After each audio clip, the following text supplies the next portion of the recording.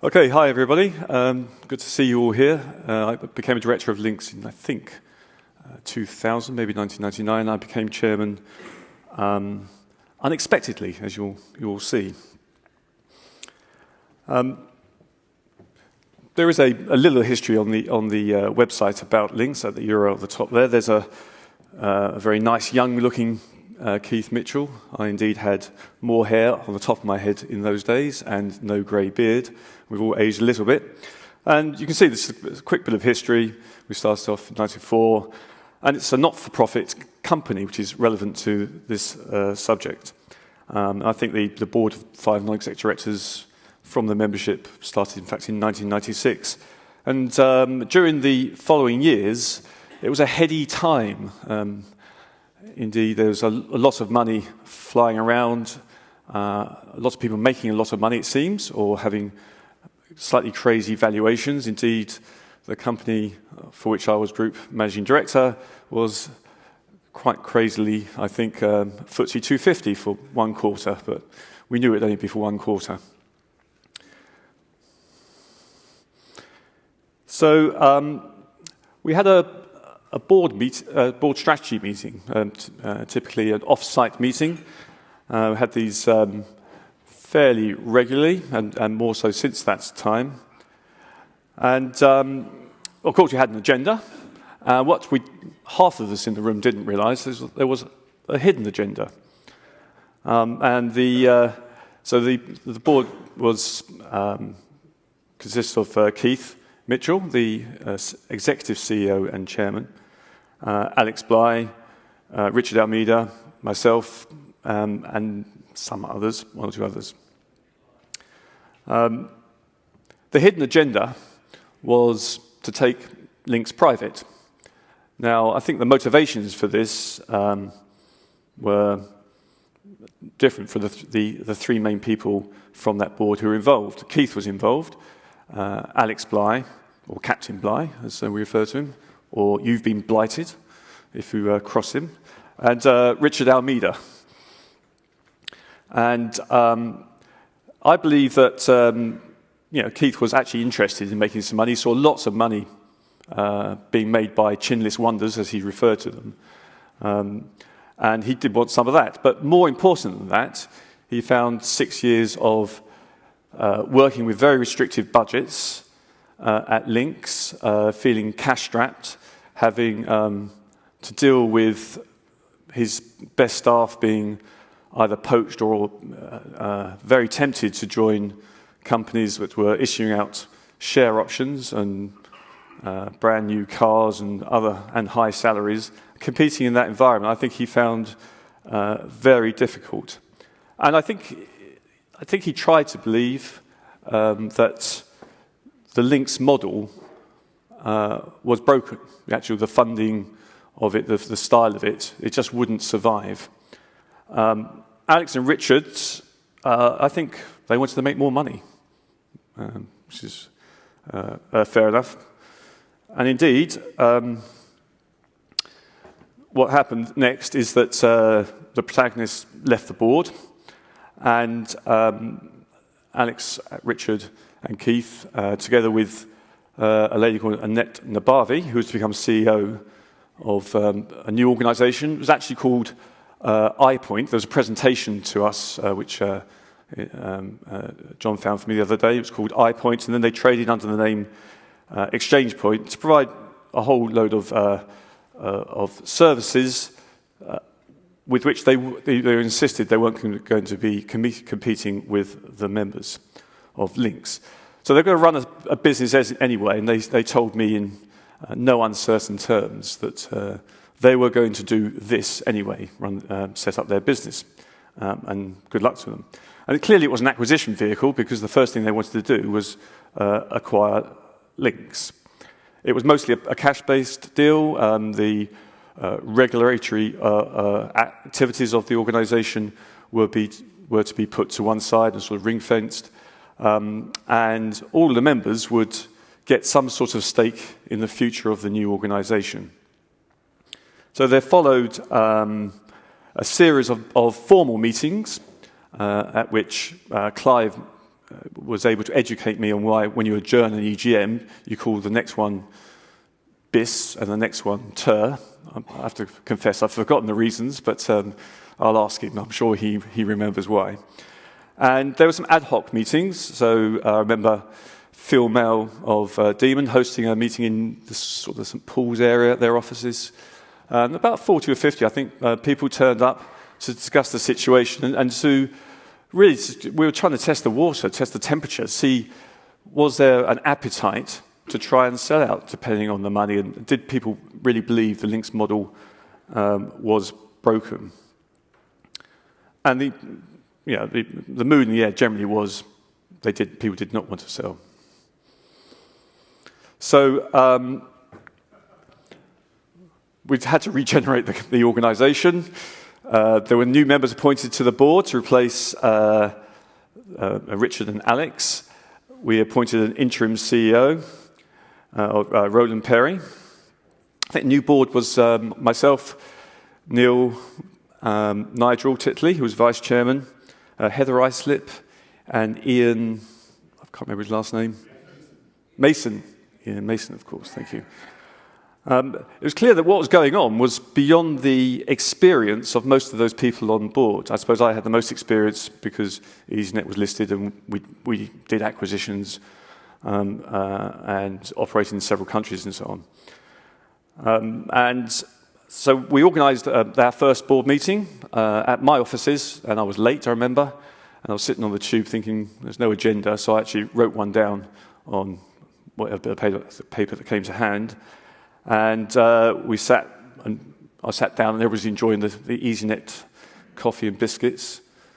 And I looked at Nigel and said, right, you're vice chairman, Nigel, off you go. And he wasn't really ready. And so the first thing on my agenda I've written down was chairman. So really, I would describe it as most people, one of these things where most people took a step backwards, and I left myself in the front. So I became chairman, by unanimous consent of the people around the table. But there was a massive gap in our governance for all this. There was a loss of staff throughout this process because there was a lot of uncertainty. Morale was pretty low. And we appointed Roland Perry as interim CEO. He was a regulation officer at the time as interim CEO. When we set about the task of forming proper board governance, but more importantly, trying to keep the staff, recruit new staff, and of course, set out to find a new CEO. And what sort of person would want to join this organisation was an interesting question.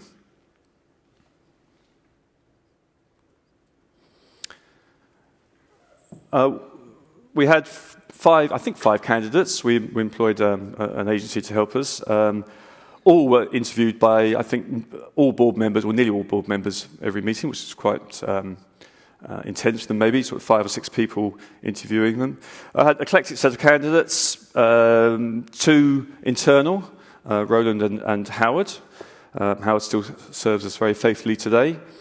There was a sales guy with a Ferrari badge on his lapel. Well, we didn't warn to him. There was someone who used to work at Pipex in the EMEA region, very credible, very expensive. And there was a pair of sandals in which 17 years on, he's not wearing them today, but John Souter is still standing. And we were, I don't know if, clearly John was head and shoulders above the others, having been technical, hadn't written a book on coding, having dealt with difficult HR positions and operating in technical organisations. Some of the others sort of, like the guy with the Ferrari, made him look good, but we were, this wasn't a case of he was just the best of what we found. We were clearly unanimous very quickly that we wanted to hire him. So one thing I should say, Keith was very right about the problem with retaining staff, because when Exchange Point started, the first thing he did was poach half the LINX staff. So It was sort of a self-fulfilling prophecy of his. And the other thing I think that I said was iPoint, their business, but they started this exchange point, and I think 18 months later they should have renamed it Vanishing Point when they were forced to sell the business. But we take no Schadenfreude happiness from that, do we, at all? No. So at the end of the day, the members rallied around and stood behind the company. And the two key points here, not for profit and mutually owned, one member, one vote. So nobody could actually, not one big company could pervert the course of the organisation.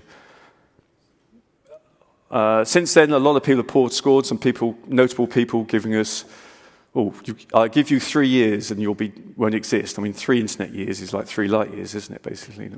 But here we are today, a couple hundred people in the audience, 100 LINX quarterly meetings. It's impressive, but it's very pleasing. And I'd like, if you were attending LINX meetings in 2001, around the time of the schism, and you were there, stand up, because I want to applaud you.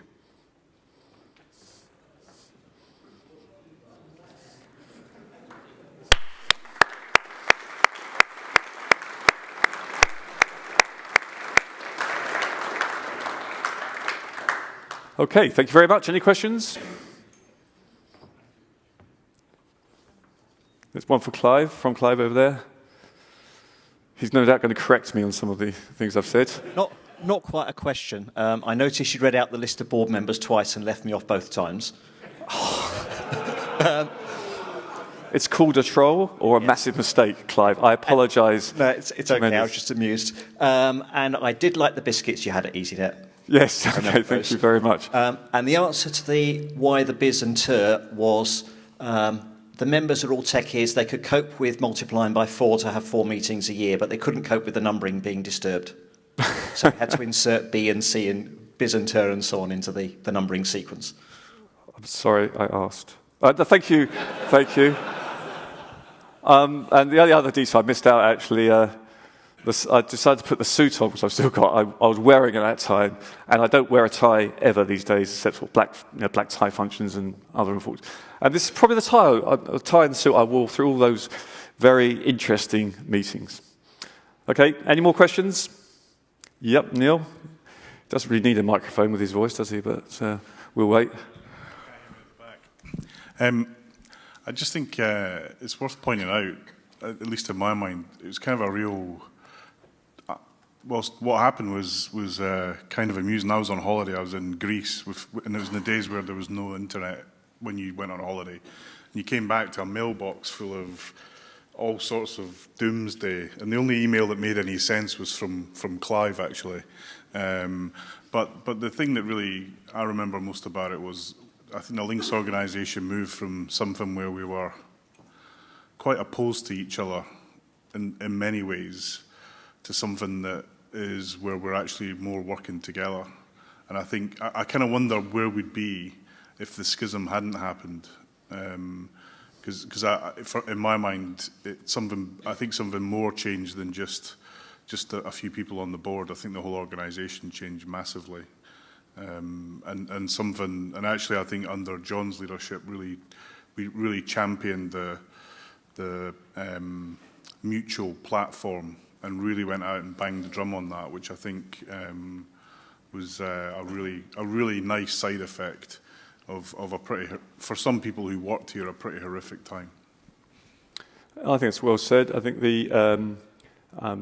gives me an opportunity to say, Keith remains a firm friend of the organisation and a very, very respected member of the internet community. And that Keith certainly had his own particular style. He wasn't the CEO at Pipex. He was probably the equivalent of CTO there from where he came. And maybe being a CEO, I don't think he's gone on to be a CEO anywhere else.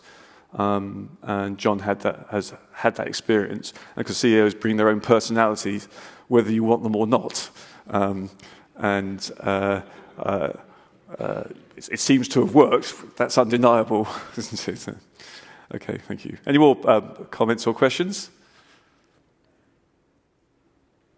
No, thank you very much.